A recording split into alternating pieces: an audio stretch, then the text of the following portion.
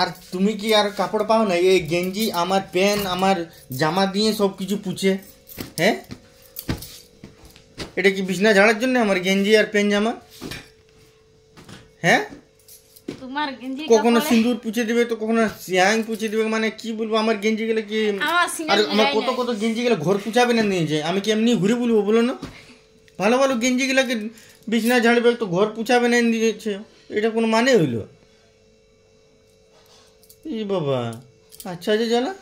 আমি কোনো পাইনি তখন তোমারলা পাই তখন বাস তোমার হ্যাঁ, তো আমার গেলে কাপড় পুছা না সস্তা, সে কাচু আমি না কাঁচা রয়েছে না। এবার পড়া জামা প্যান্ট গেঞ্জি গুলাকে তুমি ঘর মুছা বানাই দিছো, তো গানে কি কি বানাই দিছো, আঠো কোনোদিন কোনোদিন পুছো, আঠো বুঝি তবে আর কি তুমি মিথ্যা কথা কেন বলছো? আঠো বুঝি হ্যাঁ, অমনি করো না, পড়া গেঞ্জি গুলাকে। ই বাবা,